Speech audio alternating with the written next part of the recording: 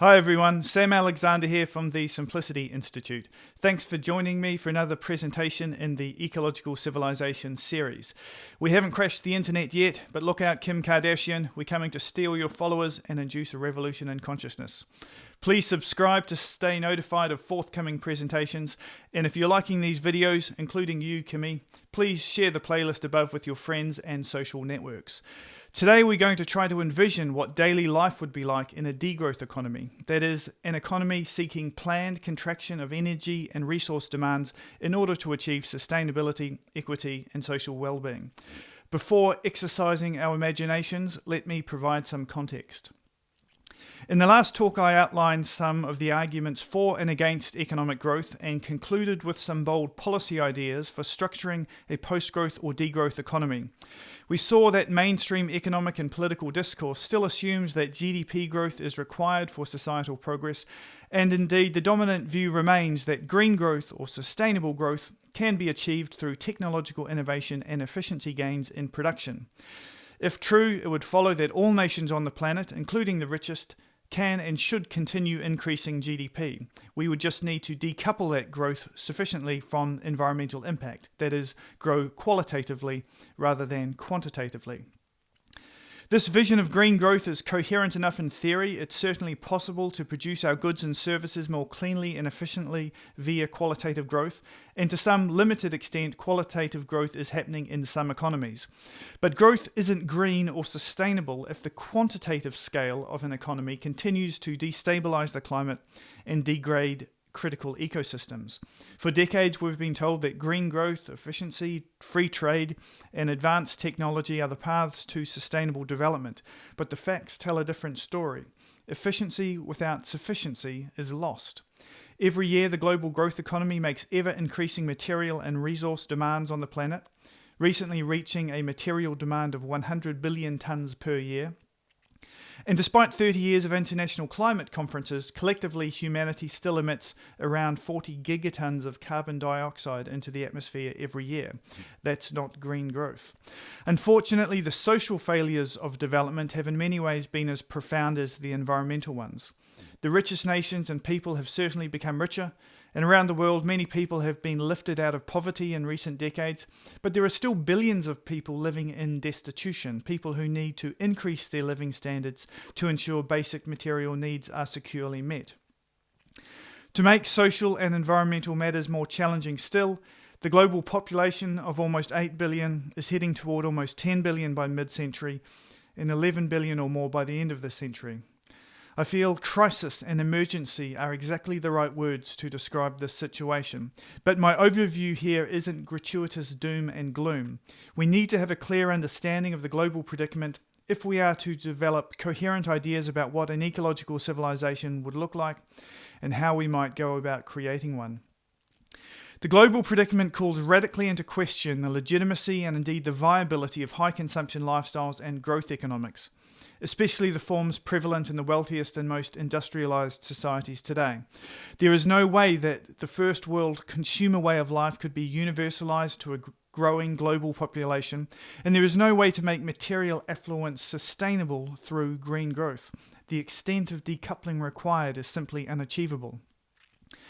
Drawing on a long tradition of growth skepticism, I have been suggesting that in order to achieve a truly sustainable way of life, the richest nations and most affluent cultures will need to initiate a degrowth process of planned economic contraction. That is, deliberate downscaling of the energy and resource demands on the path to a steady state or non-growing economy. This can't be achieved merely through efficiency gains in an economy with ever-rising GDP. We also need to embrace sufficiency. In order to leave some ecological room for the poorest nations and people to develop their economic capacities in some form, degrowth is needed in the most developed or industrialized regions of the world. But over time, all nations will need to achieve a steady state economy in order for humanity to live well within the safe environmental and energy limits of Earth. This process of contraction and convergence is also required in order to leave sufficient natural habitat for the millions of other species with whom we share this beautiful but fragile planet.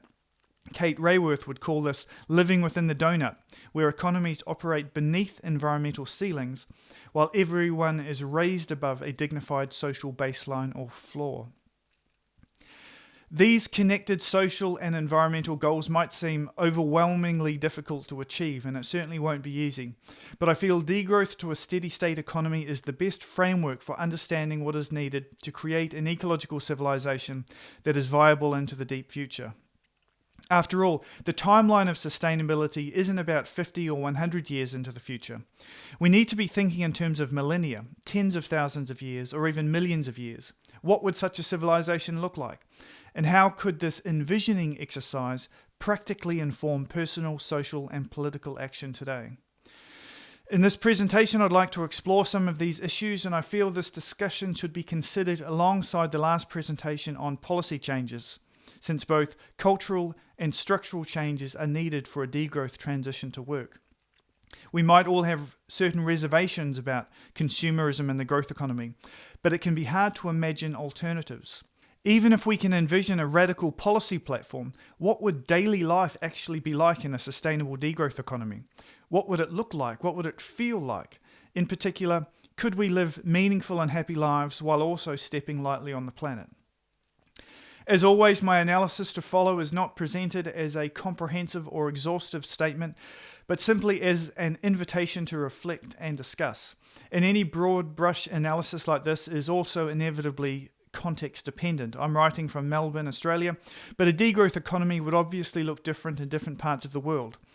But perhaps what follows might provoke some ideas that help you imagine what degrowth might look like and feel like in your corner of the world. I believe there is a pluriverse of alternative worlds waiting to be created beyond consumerism and the growth economy. Let's begin. We could start with water, this being among the most essential of all biophysical requirements. And perhaps reimagining our relationship to this fundamental building block of life will offer insight into a deeper transformation in daily living habits and practices in a degrowth economy. Today we are living in what is often described as the urban age, with the majority of human beings for the first time in history living in towns and cities, and this transition away from rural living is continuing day by day. However, in urban landscapes today where most of us live, the amount of roof space available to collect water would be insufficient to secure the necessary water supplies for such dense urban populations. This is certainly the case for high-rise apartment blocks, but it would also be the case across most of suburbia too. What this means is that for the foreseeable future, urban contexts simply require the water mains to exist. For if the water mains failed for more than a day or two, social order would disintegrate and most people would quickly perish. Accordingly, an urban degrowth economy, at least in the early stages of the transition, will probably require a relatively conventional water utility service. That's not a very exciting or imaginative opening statement, but it is a consequence of what is sometimes called path dependency or structural lock-in. We have to start from where we are, and without water, all else will fail. Nevertheless, in a degrowth transition, we can imagine attitudes and practices in relation to water consumption changing significantly, especially as we are forced to adapt to a harsher and drier climate with heightened water insecurity.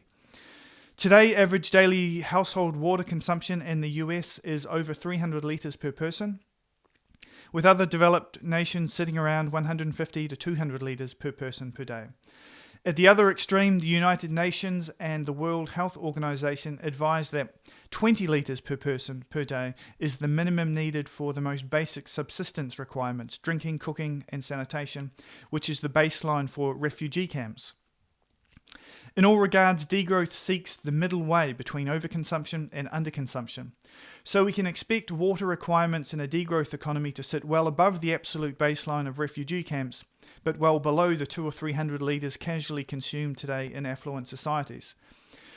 It would be arbitrary or speculative to try to put a precise figure on what an appropriate level would be, and different climates and geographies will influence the availability of rainfall and fresh water. But this might be a good example of where people could live a comfortable and dignified life while radically reducing consumption to a fraction of first world standards.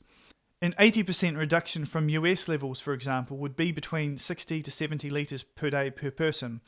As a thought experiment, Imagine that was all a society had per person. Could we live well? What would we need to change in our lives, both culturally and structurally? In a degrowth economy, I believe households, businesses, and community buildings would maximise their water capture via water tanks. This would minimise pressure on the water mains and increase household and community resilience if the water mains was ever interrupted. People will become proficient in creating and connecting their own systems of water collection and reuse, perhaps supported by community education campaigns facilitated by the local transition initiative. Grey water systems might become the household norm, in which water is recycled and reused in safe and appropriate ways.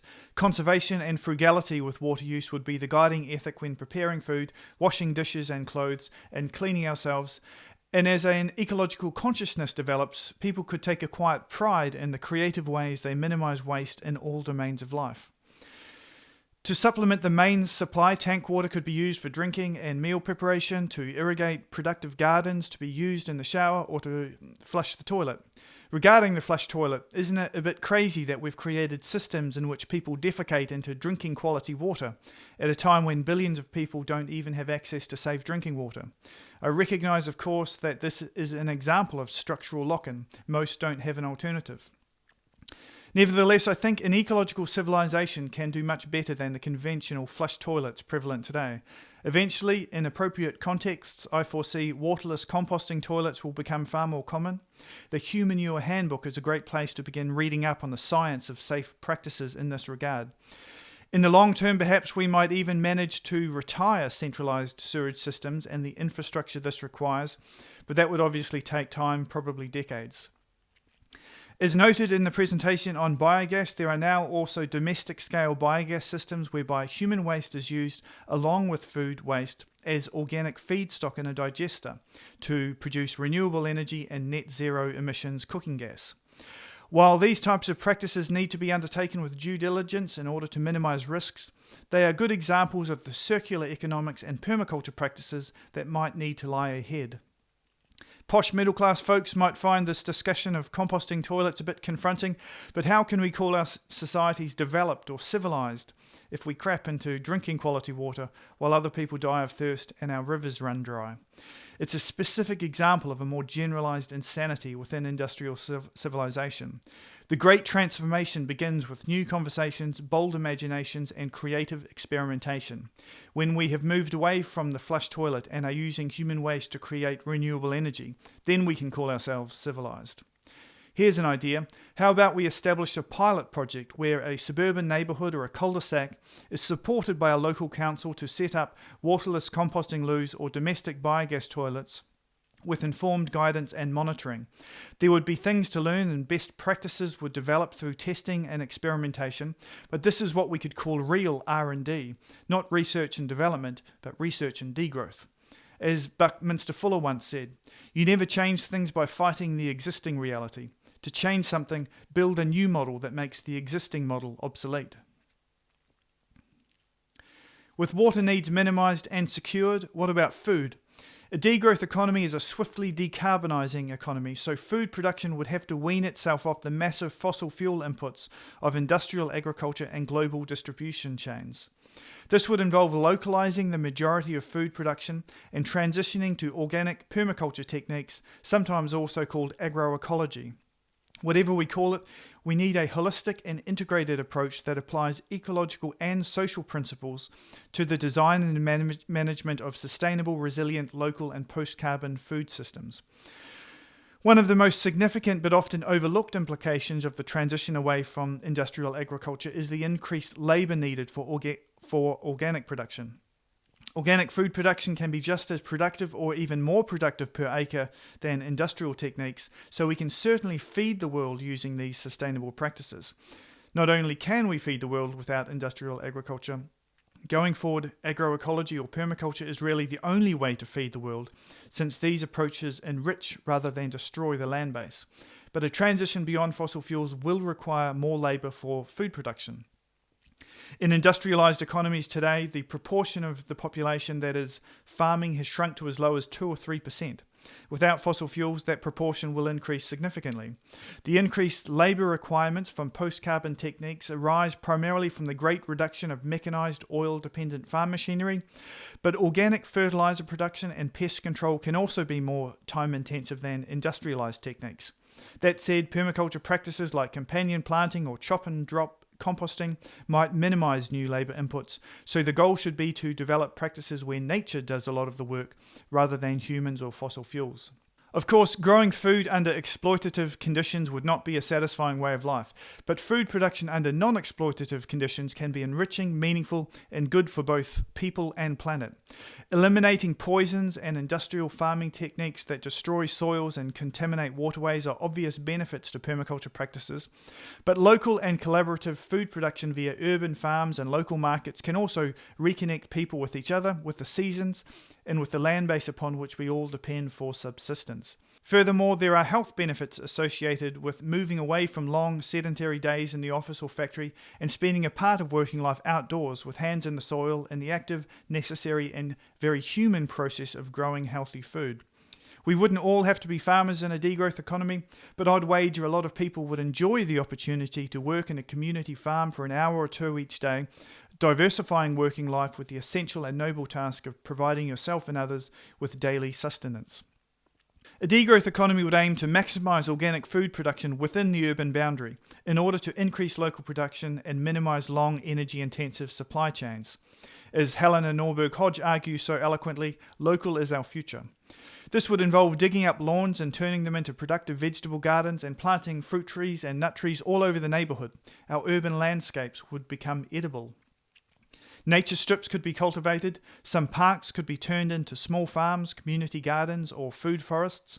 Suitable roofs might become productive, herbs could grow on balconies and windowsills, flushes of mushrooms could bloom in the shady side of the garden, and generally all food producing potential would be realised.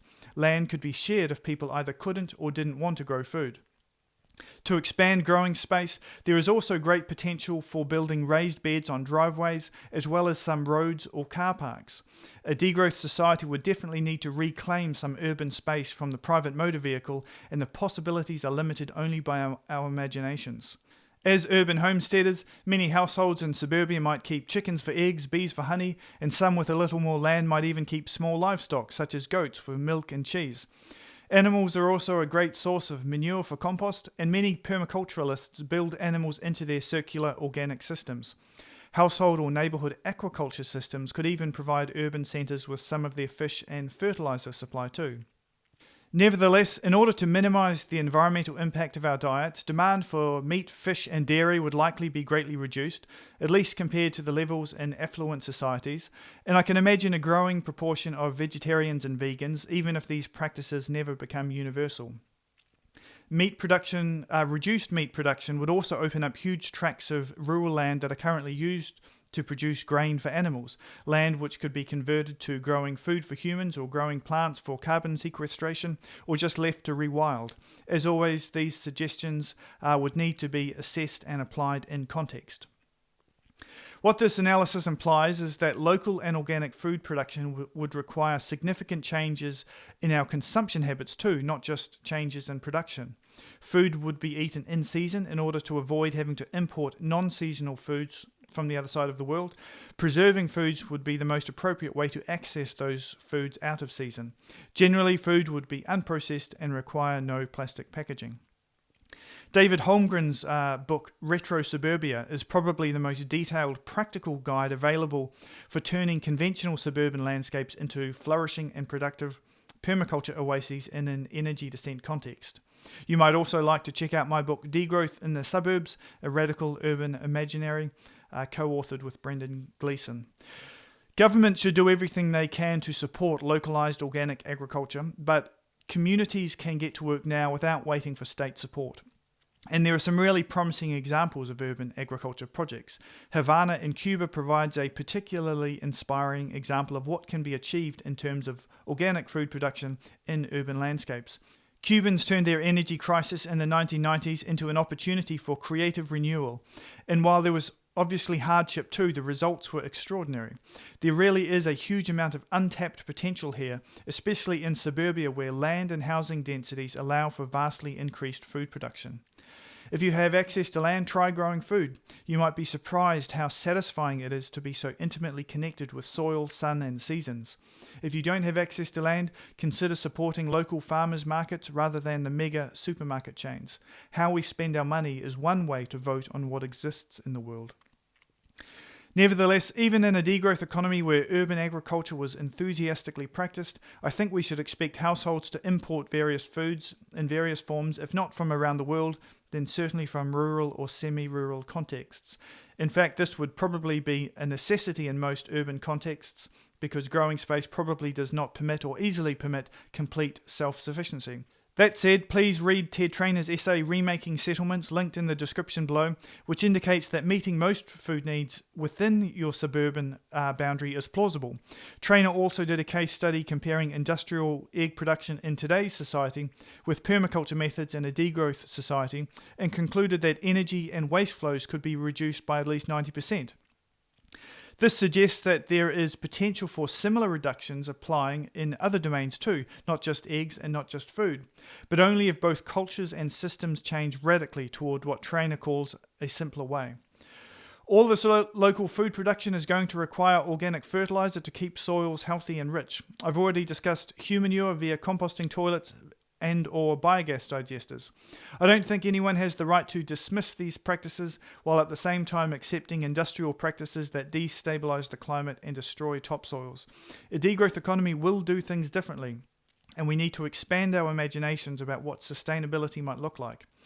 Beyond these changes outlined, a degrowth economy would also vigilantly compost all its green waste, reducing and eventually eliminating the amount of so-called waste currently sent to landfill. This is another step toward genuine circular economics. Let's close the loop, step by step. The next item on the list of basic needs is clothing. The primary function of clothing is to cover our bodies and keep us warm. In consumer societies, however, the purpose of clothing seems to have evolved to become primarily about expressing one's identity or social status. In a degrowth society, the fashion industry, as we know it today, would presumably be considered an unnecessary expense, a fate that may befall various industries in an energy and resource-constrained world.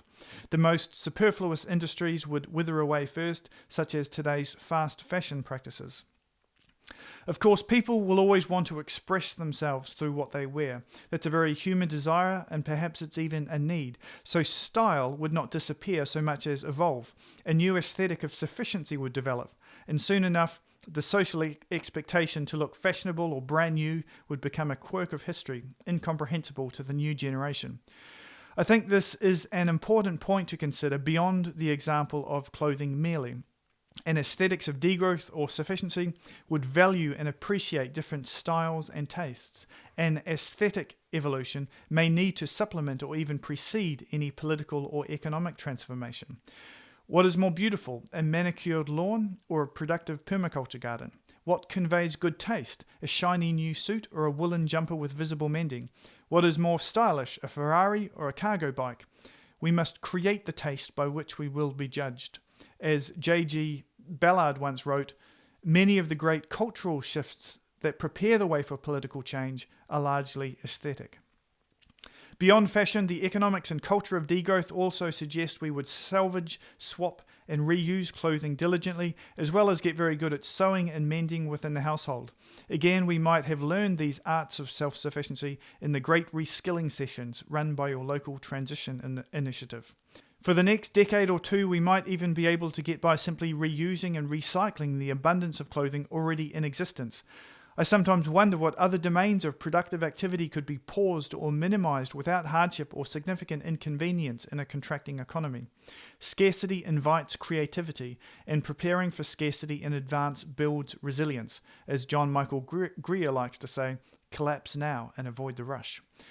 Staying on clothing for a moment longer, when new clothing is needed, we can imagine the primary aims of production would be functionality and sustainability, not profit maximization and status distinction. And marketing strategies that play on the questionable desire for ever-changing styles would have an ever-declining influence on the emerging ecological consciousness. Synthetic fabrics like nylon and polyester would be minimized as they depend on petrochemicals and are non-biodegradable.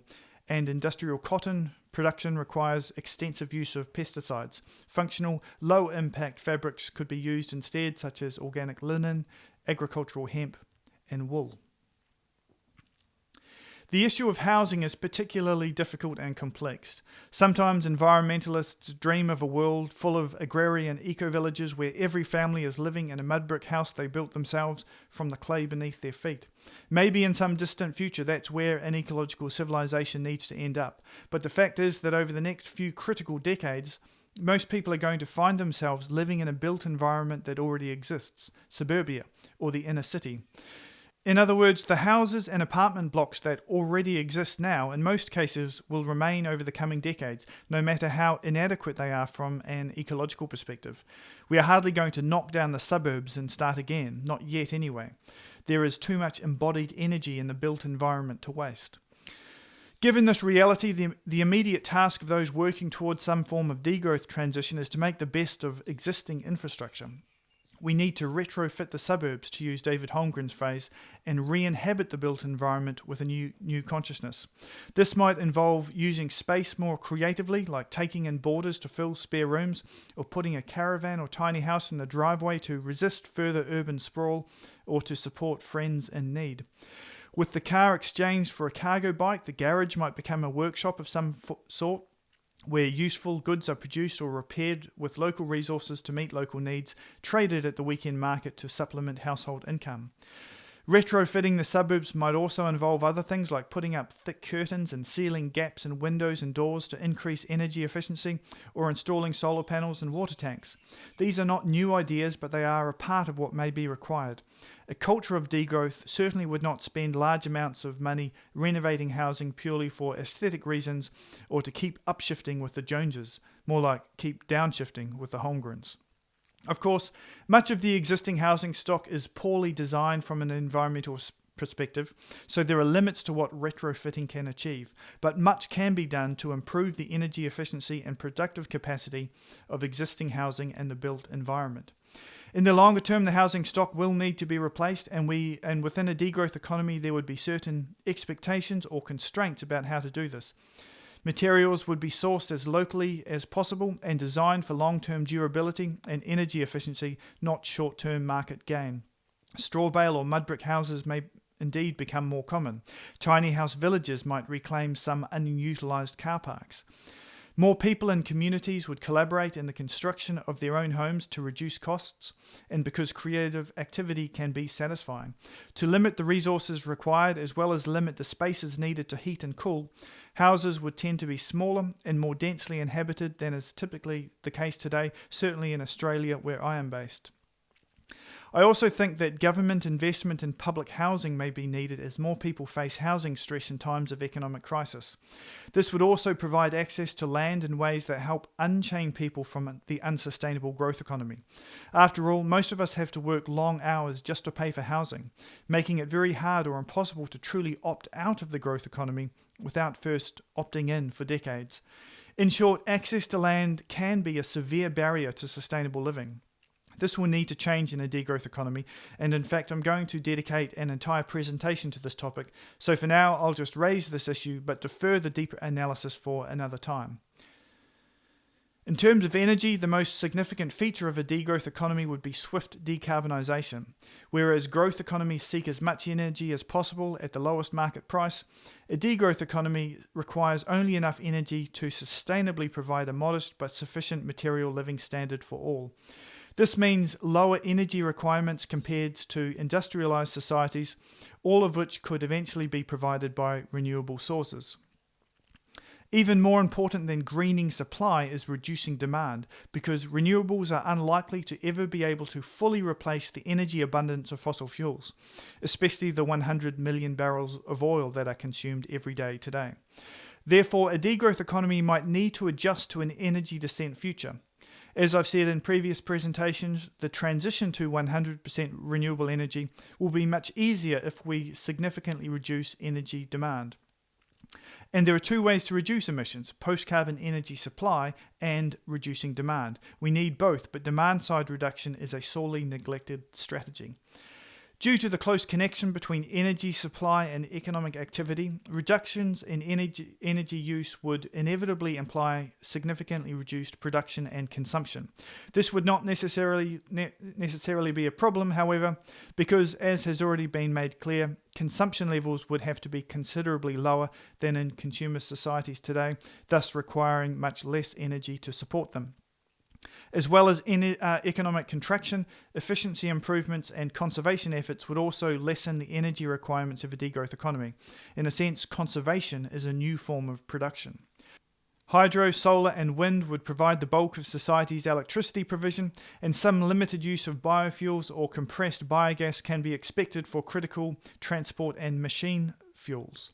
The use of household biogas digesters could be used to provide some domestic gas for cooking and heating, perhaps through community-scale systems connected via a microgrid. Fossil fuels will have to be phased out, although some use will be required to assist in the transition to a fully renewable energy system. The carbon budget for a safe climate is declining every year, and by some accounts it is already used up. So we need a revolution in energy practices, and we need it fast. Business as usual is failing tragically. We also know that fossil fuels are finite. If we don't leave them, they are going to leave us. So sooner rather than later, we simply need to develop an ecological civilization that is truly post-carbon. In a degrowth economy, major reductions in energy for transport will be achieved through the relocalization of economies. This will be especially significant regarding food production. Industrial food systems are highly dependent on oil, not only for transport, but also for things like pesticides, fertilizers, refrigeration during travel, and plastic packaging. As noted earlier, a post-industrial food system will mean more localized organic food production and therefore vastly reduced energy requirements for transport and production.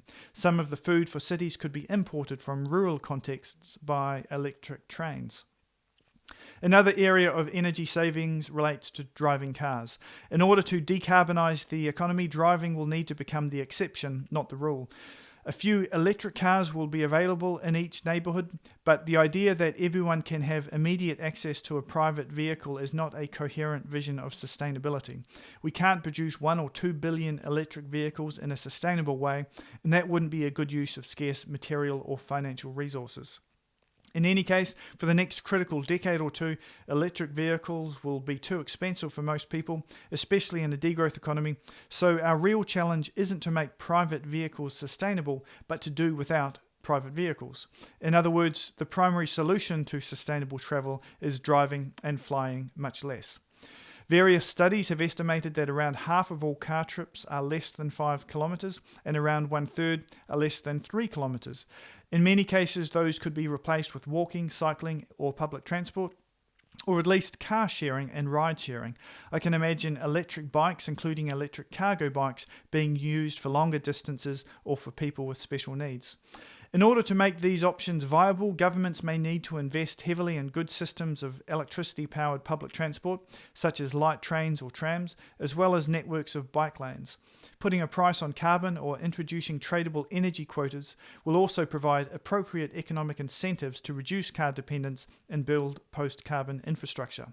In the longer term, however, the most significant reductions in car dependence will result from economic relocalization, not just in the sense of reduced global distribution, but also increased local culture, local holidays, and local production. If this transformation were to occur, driving and flying would be unnecessary for many or most people, as their place of work would be either at home or a short walk down the road. As I've said, longer distances could be covered by bicycle or public transport. The most significant changes to work and production are that households would once again be a place of production, not merely consumption. Rather than hiring other people to grow all our food, cook our meals, make our clothes, build our furniture, look after our children, maintain our houses, etc., we would generally take care of such things ourselves or within our locality so far as it were possible. The informal, non-monetary economy would be enriched, even as the formal economy contracted. Furthermore, households would sometimes produce goods for trade or barter, such as furniture, crockery, clothes, shoes, or food, and thereby contribute to the local community economy. Artisans might produce speciality goods at the household level, such as musical instruments, paintings, or various tools. Nevertheless, a degrowth economy should not be understood to mean strict self-sufficiency at the household level, which would probably be an impossible goal anyway. In any case, we might sooner frame degrowth as being about collective sufficiency rather than self-sufficiency. There might be a reduced division of labour, but it wouldn't disappear. That is to say, it would still be desirable for much production to take place beyond the household, but the nature of what would be produced and the values motivating production would be very different. The provision of basic needs, such as food, clothing, shelter, housing, tools, etc., would be the primary focus of production, and the motivation would be to produce what was necessary and sufficient for a good life, rather than to produce luxuries for trade. While some large factories would no doubt remain in order to provide certain materials or appropriate high-tech equipment, small private businesses and worker cooperatives would in most cases replace the mega corporation, with the local grocer and hardware store returning to Main Street, and community-owned and operated farms providing some of the community's sustenance. The greatly reduced levels of production and consumption in degrowth economy would allow for reduced working hours for most people, at least in the formal cash economy. This would create far more time for leisure and productive activity in the informal household or community economies. Regarding markets and exchange, it's worth noting that throughout history, human beings have exchanged goods and services with each other, either by way of barter, gift, or through the use of money. These practices are going to continue, albeit in very different forms and shaped by new attitudes and values. There will remain markets for various goods that cannot be produced within the household, and money will likely remain as the most convenient tool for keeping accounts, so to speak. But non-monetary forms of exchange, such as gift, barter, and sharing, are likely to become much more prominent modes of economic activity. Since profit maximization would not be the aim of market activity in a degrowth economy, less attention would be given to producing things that fetch the highest price, and more attention would be given to producing what the community most needs. I think the sharing economy would scale up massively in a degrowth economy, and in fact this is the primary way that essential needs could be met even in a contracting physical economy. We'd have less stuff, but we'd share more so everyone would have enough. Consider this: which community is richer? The one where everyone has an electric drill in their private home, or the one where there are fewer electric drills but everyone has access via the community tool shed? This is sometimes called collaborative consumption, and the goal is access rather than ownership. In short, a degrowth economy is a radical sharing economy. We're now on to our last subject for this presentation, technology. In a degrowth economy, would need to develop a new approach to technology, embracing what are sometimes called low-tech options or just appropriate technology.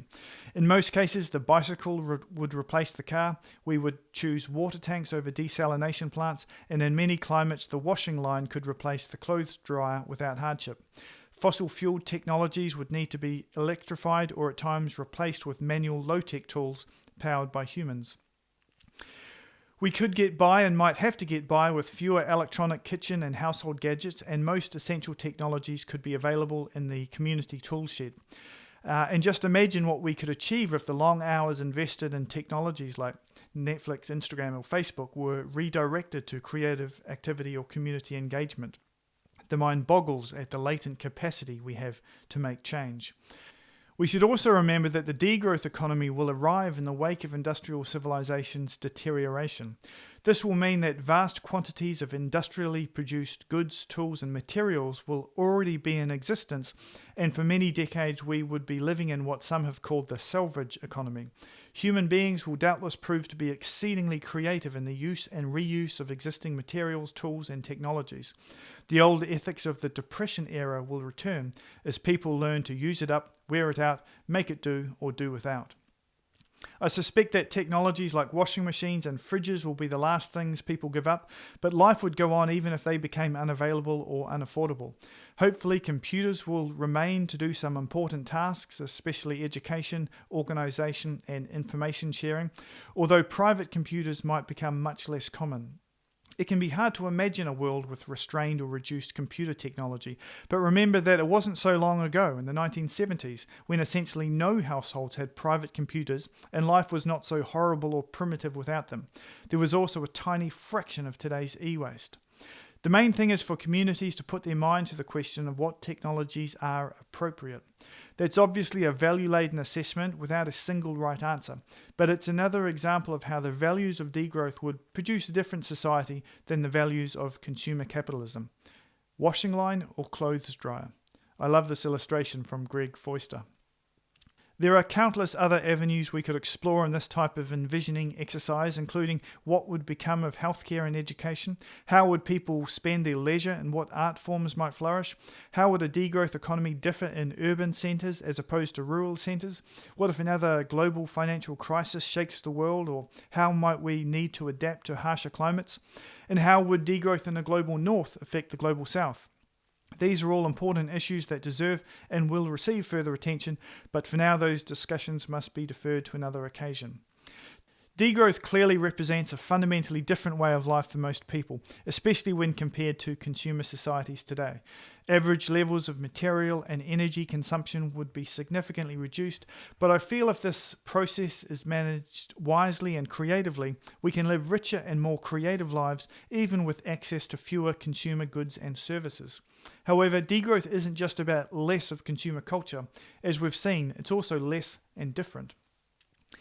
My exposition today has attempted to describe various key aspects of a degrowth economy, but remember this new paradigm by its very nature is transitional and dynamic, not a static endpoint. I didn't set out to describe a perfect utopia. I simply outlined some changes that may be required in coming decades on the path to an ecological civilization in which there is enough for everyone forever. If you're interested in more detail on this type of society, please check out my book of ecological fiction called Entropia, Life Beyond Industrial Civilization, which is available for free or on a pay-what-you-can basis in the description below. Small donations will help me continue making these free and independent videos. Some of you, I hope, might quite like the idea of the sufficiency-based society I've outlined today, but feel frustrated by how distant or unachievable many of the practices seem. It's important then that we don't just envision what a just and sustainable society might look like. We also need to think strategically about questions of transition and theories of social and political change. Those complex issues will be addressed in the next couple of presentations. Thanks for joining me again today. See you next time.